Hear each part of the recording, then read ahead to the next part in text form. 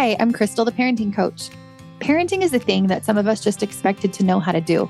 It's not like other areas of your life where you go to school and get taught, get on-the-job training, or have mentors to help you. But now you can get that help here. I believe that your relationship with your children is one of the most important aspects of your life and the best way that you can make a positive impact on the world and on the future.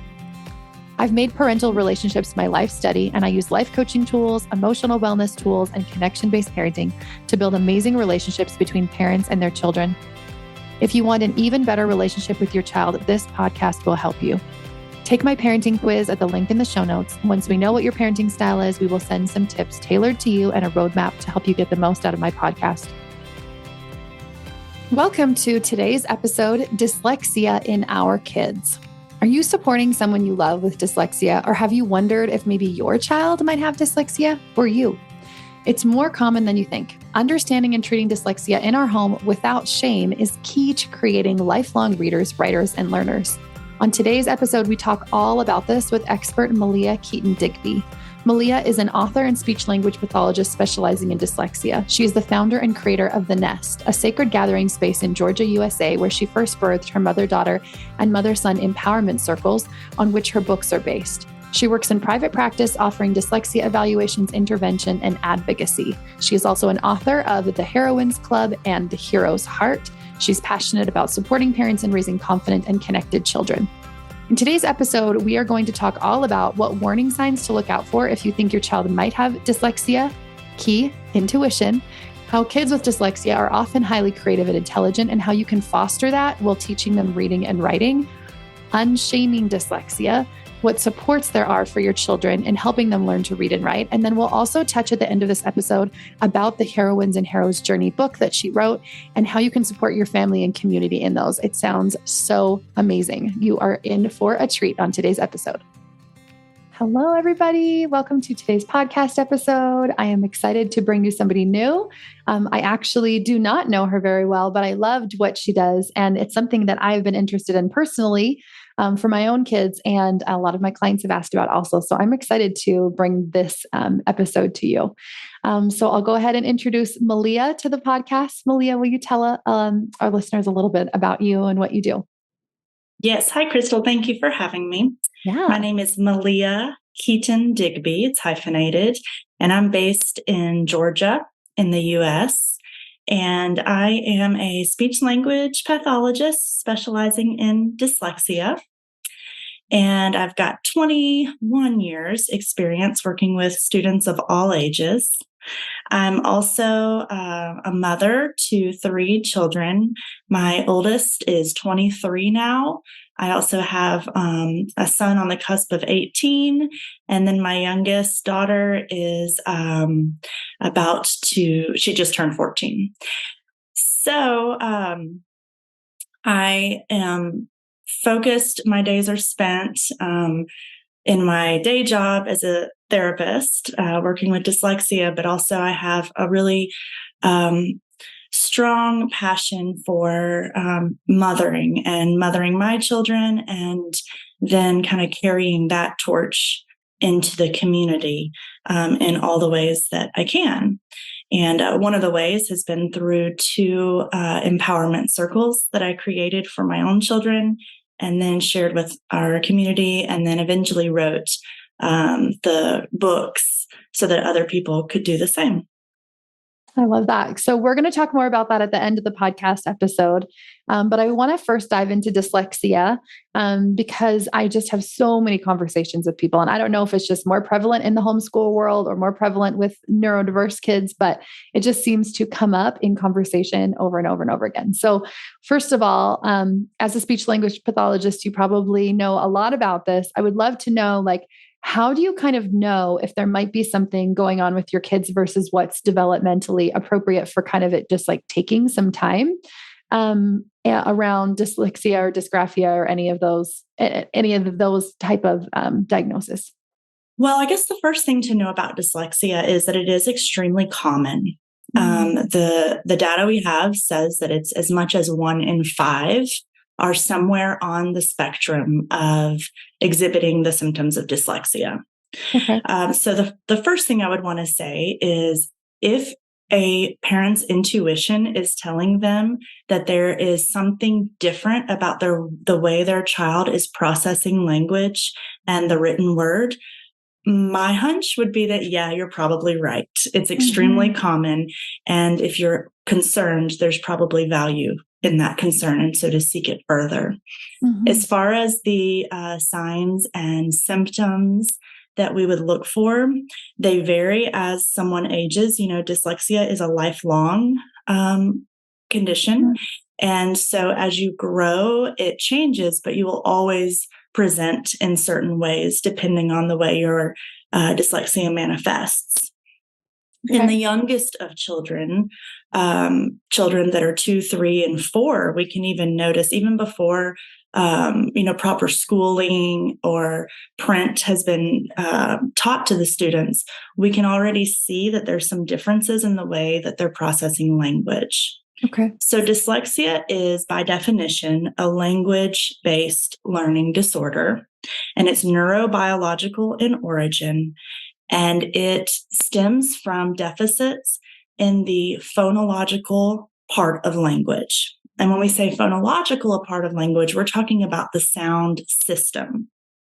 So even with very young children, before reading and literacy has been introduced, we can notice some deficits in the sound system. Of course, this can present as actual articulation disorders, so problems with the way they are creating the sounds when they speak. But this doesn't always have to be the case. In children that don't have articulation disorders, we still see issues in certain areas of phonology, such as phonological memory. And so what that means is the ability to hold on to the sounds that you have heard and then sequence them correctly and reproduce them to communicate. And so what we'll see with these kids is they have a harder time learning new vocabulary words. They have a harder time learning names, the names of people, of pets, of colors, of shapes, of kind of these abstract things. When they do produce the words, especially multisyllabic words, the syllables can be out of order. So for instance, instead of saying, my daughter who's dyslexic, one of the things I remember from her young years was words like Colorado, the state, she would produce it as avocado. My kids always say chicken instead of kitchen, like for years. Then instead of ketchup, it would be checkup. Just be the flipped. Yeah. Right. That's a perfect example. That's an even better example than mine. That was wonderful. And so we'll see a lot of those kind of behaviors in speech. A lot of times people with a dyslexic profile will also have word finding difficulties. So I should have said right at the very beginning that these are very bright people, extremely creative, definitely average to above average intelligence. So it's not commiserate with the rest of their abilities. So you've got a child who is very bright, has a very large vocabulary, can communicate very well, understands stories, understands topics, can engage in conversation. And yet you might find that they're having trouble finding the particular word they want to use. And so there might be a lot of fillers in their speech, a lot of uhs and ums and saying stuff and thing instead of referring to the actual vocabulary word. So that would be another symptom you could look for before children are even school age. So with dyslexia, is it also, so it's the speech and reading, right? And is it also writing, or is that something different? Exactly. It is. Writing is definitely impacted. I like to think about reading and writing in the same way that we think about receptive language. So that would be the equivalent of reading. And then expressive language would be the equivalent of writing. And so they do go hand in hand, and it is a symbiotic relationship. And what we do expressively is much harder. There's a larger cognitive load for our kids than what they do receptively. So we're going to see an impact on spelling, very much so, organization of writing, organization within the sentence, sometimes punctuation issues, even idea generation. All of this will be impacted. What about like within letters, like when they're learning letters, the ability to write down the letters? Is that kind of a key to look for with kids, or? As far as you mean handwriting? Yes. Like penmanship? Yeah. So not necessarily, although research does show us that when we teach proper handwriting techniques, like so the correct way of producing each letter, it does reinforce the letter sound relationship. It's just another modality, and we want to teach proper handwriting. But as far as like the students I've seen on my caseload, which at this point now, I've had hundreds and hundreds, some have beautiful penmanship and some have very dysgraphic penmanship. So they really are separate, but often overlapping. Okay. Areas what about of need. So when my older second oldest started writing, he would often write like mirrored. So mirrored letters, but then also just mirrored like whole sentences. And it wasn't until I actually put it in front of a mirror that I realized that that's what it was, because it looked so strange in his little writing. But it would be like a full sentence coming out of like a speech bubble on some cartoon that he'd drawn, that was like where the whole thing was just mirrored, every letter, every word, like the whole sentence. Right. I was like, how do you even do that? Like, I don't even know if I could do that if I tried doing that. Right. The level of creativity and true genius in these children is remarkable. What that tells me when we see a student doing something like that is that the letters do not hold at that point for your son and for the children I see at the beginning of their intervention. The letters that they're writing don't hold any sound meaning for them. So they really are just copying marks. Because dyslexia is not a visual issue at all. So it's not that our kids are seeing things mirrored or scrambled or moving on the page. These are all myths. It's a sound I was issue. wondering about that, because they always explain dyslexia as like you look at the page and things don't look like they would with someone without dyslexia. Right. Yeah. That is a very common myth. And so we want to avoid any intervention that's focused on just visual correction, because as I said, it's based in the phonological component of language, and any visual issues that are happening are not the cause of their problems, but a secondary finding because of the orthographic representation, the actual letters not holding meaning yet for them. Oh, that is so interesting. So why is it difficult to read then? Is it that meaning thing that's happening, or what happens there? So there's a lot of reasons, but one of the primary reason is that when we think about our language, our evolution has primed us to be able to learn to speak and understand oral language, but written language is not, in our evolutionary wheelhouse in the same way. It's a much newer skill. And so what reading and writing does that speech doesn't do is it requires us to be able to separate the individual sounds in a word.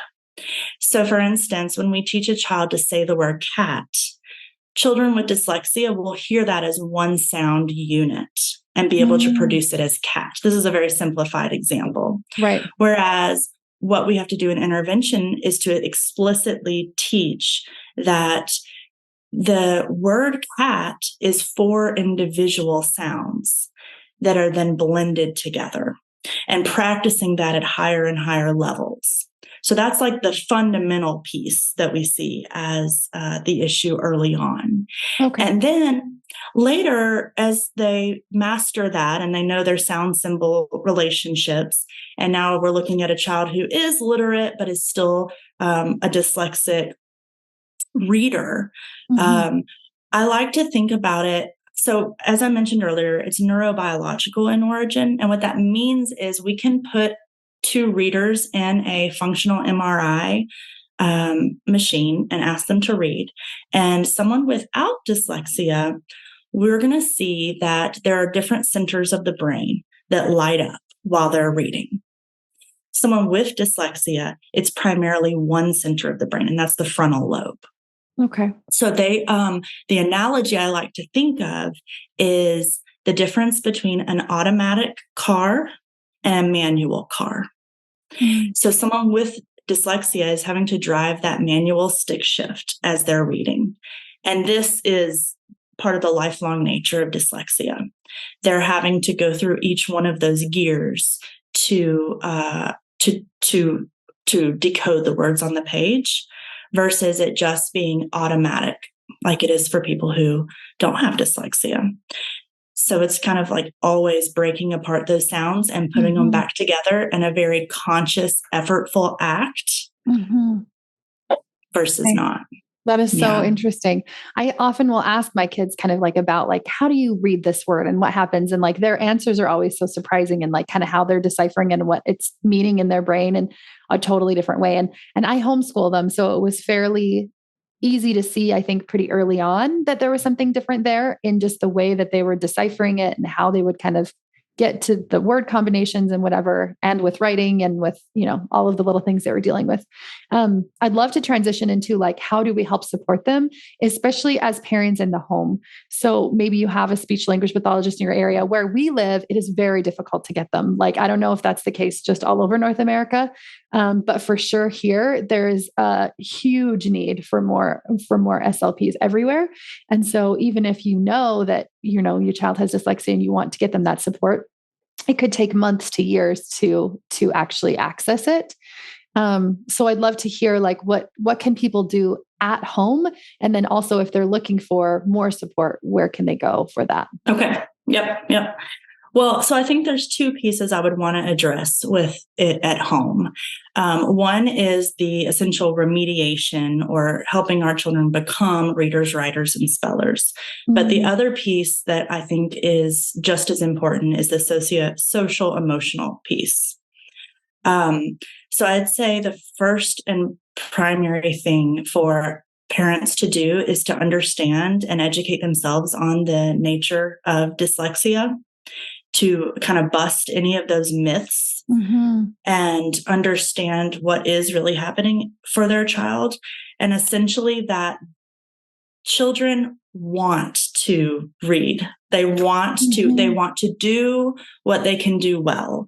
So I talk to a lot of parents who, by the time they've come to me, there have been years of trauma at home around literacy development. Yes. A lot of tears, a lot of children under tables crying, a lot of parents having guilt and then getting angry and then trying into So I think the first thing to recognize is that children are always doing the best they can.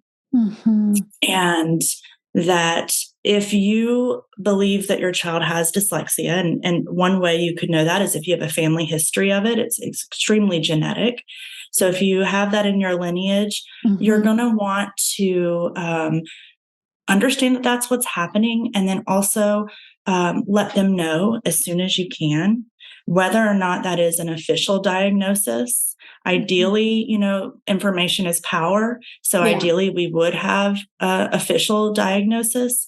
But even if it's something you suspect, I think we're empowered as parents to go ahead and say, everyone learns differently, and you're brilliant in all these ways. And I think that you might be like Uncle Joe, and maybe you have dyslexia. And let's watch this documentary on Netflix about dyslexia. And I want you to know that all these brilliant people are dyslexic, and you are too. And we're going to get you reading, writing, and spelling. You're going to be successful, and it might just take a lot longer, and you're going to have to work harder. And I'm going to remember to be patient and to build you up on this journey. So I think that would be the first piece. Okay, I'm going to pause you for a second, because that is exactly our story. So my husband, definitely was pushed and pushed and pushed. And I think his kind of underlying belief about himself was that he just like, I don't know if it was that he was dumb, but definitely like, I'm not a reader. I don't like reading. Like reading's not for me, because there was just so much pressure put on. I mean, this was like years ago and there wasn't as much support. And I don't think anybody ever found out throughout his childhood that dyslexia was the issue. So he grew up to be an adult who hated reading. And that was a travesty for me because reading was literally my favorite pastime ever in my entire life. Like I would stay up, my parents would turn the light off and I'd be like reading for hours. And I was just like, what do you mean you don't like reading? Like, how is that possible? And so it took a lot of years of kind of understanding things. And when it was our kids struggling with things that I was like, wait a second, this could be dyslexia. And then we were like, oh my goodness, this makes so much sense for you. And like everything kind of fell into place. And I just believe so much that it is how we respond to them about that, right? So if we're allowing it's okay for every brain to be different and it's okay for things to happen developmentally and for it to take some time. And we just relax that expectation on ourselves to be teaching our kids in that timeline and on our kids to learn in that timeline, that it can be so beautiful because my children that do struggle with dyslexia actually read all day now. Like now that they're teenagers, they spend hours every day reading. And so it is just shifting that energy because we can really add some damaging difficulty to what they're going through if we're just, really pushing and pushing and pushing. Yeah, I hear that all the time. It's very healing for our generation when we find out our children have it, and then it reframes our struggles and the problems that led to. There's been research around the amount of shame associated with undiagnosed dyslexia, and it's profound, Crystal. Like it's my passion and mission to get the word out about dyslexia because the level of shame and secrecy these smart children feel, and it might not be the case in a homeschooled family, but thinking about children in any sort of schooling situation with peers where they know inside that they're smart, and yet they can't do the thing that everyone around them seems to just be clicking with. And the thing that our society says makes you a quote smart person is your reading and spelling. Oh, you're a bookworm, you're smart. And so it's devastating. And these children develop coping mechanisms, ways to get out of reading, behavior issues, stomach ailments, and then also ways to kind of cope with pretending to read, essentially learning whole words visually. Things like that, things that actually can't sustain them through life and through reaching, all their goals. So it is deeply devastating. And that's why I feel like it's important not only for us to tell our kids, hey, you have the gift of time, everyone's brain is different, but also to explicitly say you are very intelligent and you're learning a different way than your siblings or than your classmates. But you're going to end up in the same place. And I know this is hard and we're helping you in these ways, but don't for a second doubt your intelligence. That almost makes me tear up. I'm like, I just love that so much. And I feel like I intuitively saw that as a parent. And so I was able to do that for my kids. And I remember talking to someone one time about reading and teaching their kids to read and that it was a struggle. And I just said, I just allowed it to take as long as it needed to take. And so my one son didn't really read very fluently at all until he was about 11. And I told them that and they were like, what, 11? And I was like, in the homeschool world, it is easier because a lot of people allow their children to kind of get there developmentally. And so you don't necessarily feel as behind.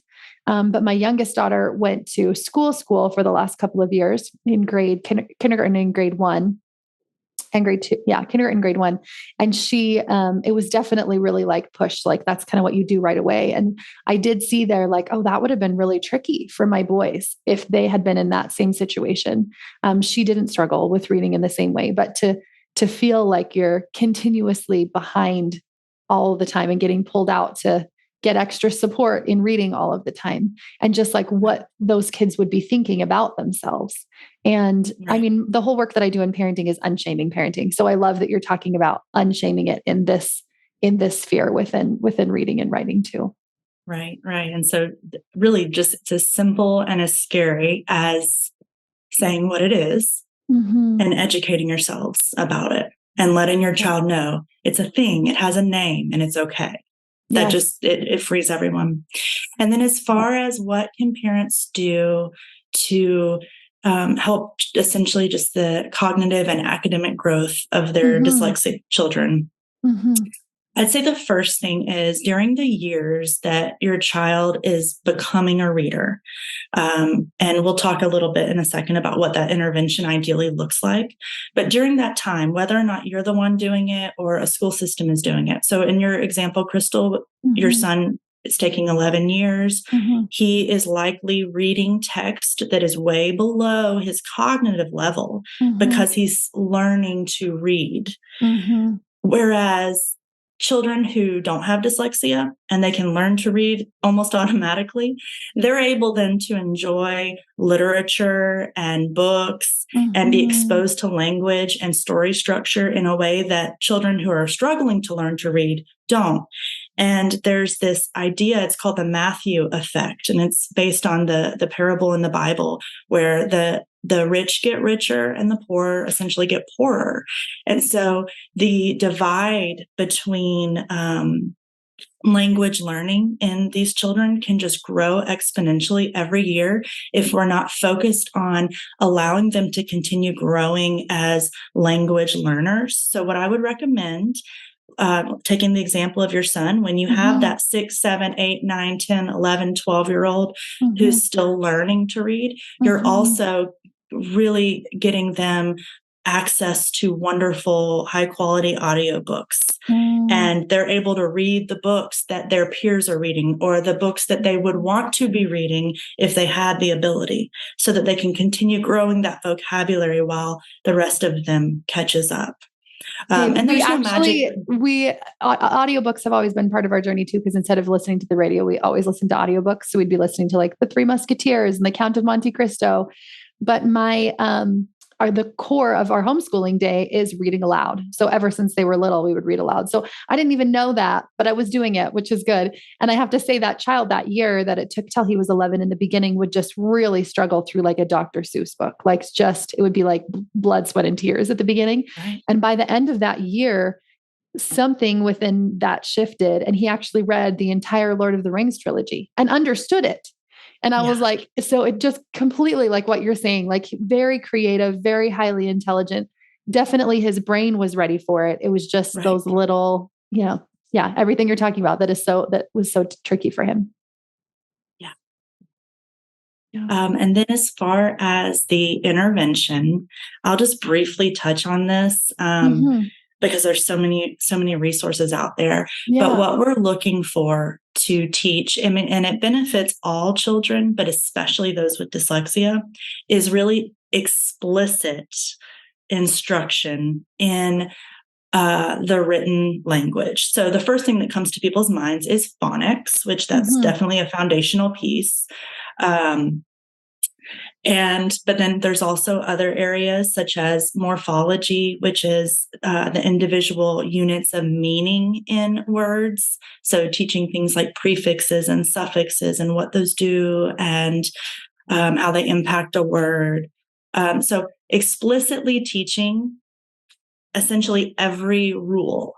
There's this idea, especially in English, that, it's all random. There's a lot, this just doesn't follow the rules. You just have to learn it. But really, there is quite a lot of structure that we can explicitly teach our children about syllable types. And there's programs out there that you could purchase and use if you were homeschooling, or if your child is in a public or private school setting. What you're going to be needing and asking and advocating for is an approach that follows what's now coined the science of reading. And it's essentially a multi-modality instruction that is explicit, systematic. So it's going to build, it's not going to be random rules, and it's definitely not going to be encouraging any sort of guessing based on context clues or pictures, which that's a shift. There was, decades where that was really encouraged. But what we know is that's not going to sustain these children when they are in high school or in law school or in medical school, or all their dreams that they're ready for, there comes a point when you can't intuit what the next word is. You might be able to up until about 4th or 5th grade, but we have to teach them how to actually decode what's on the page. So what I offer is called Orton-Gillingham. Okay. It's essentially the science of reading. So you're looking for any program that follows the science of reading and Orton-Gillingham, and there's many out there. Wilson Reading Systems is a really popular one, and my favorite, there's Barton Reading System. But you're going to want to kind of pick one and stick with it because they all have their own scopes and sequences, and it's systematic. It builds and so that this has been so approach. helpful. I feel like I needed this podcast episode for myself. I'm like taking all these notes, like, okay, look into this one. Here's this. I love all of this. So thank you for sharing all of this information to us. I would love also just for the last minute or two for you just to share us a little bit about what we were talking about before we recorded in the circles that you have for mothers and daughters and mothers and sons. Can you just tell us a little bit about that so that if people are interested, they can go learn more? Yeah, I'd be happy to. And I could talk about dyslexia all day and these books all day. And in a way, it seems as if they're completely separate. But for me, they're very interrelated. And I'll explain how. I guess the thing to know about me is that when I see a need and I'm assuming most of your listeners as well, just if they're motivated to listen to a parenting coach podcast, they're like me in the sense where when they see a need within their children, they want to problem solve and approach that need in a way that's like conscious and proactive. And so that's essentially what I did with dyslexia. It reared its head in my own family and led me down this path. But also I have another passion, which is essentially supporting my 3 children. I have 2 sons and a daughter, and supporting them in holding on to the values and morals that I feel are, most helpful for a healthy, empowered, beautiful life. And in terms of how that manifested for me, I realized early on when my daughter was born that I felt at times I was having to work against our culture to help her hold on to the parts of herself that were strong and powerful and confident and intrinsically motivated. And I also noticed that the role models that she and her peers were going to be gravitating towards weren't emulating the things I wanted her to value most in herself. And if you just thinking broadly, we know that there is like a real dearth of women's history and women's representation for the things that we want for our daughters in our world and in our culture. And so I was motivated to create a program for her, and then it became for our community, and then it became for our state and country, and the books were written to be able to be shared with everyone all over the world. And it's essentially a women's history curriculum that each month focuses on another real life heroine from history.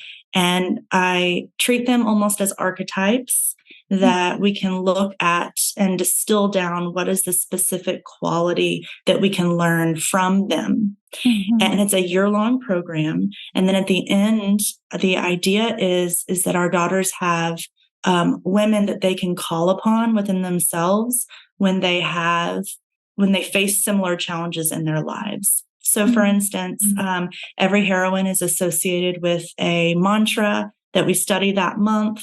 And so for instance, Amelia Earhart teaches us about following our dreams. And we spend that month talking about what that means, what that looks like.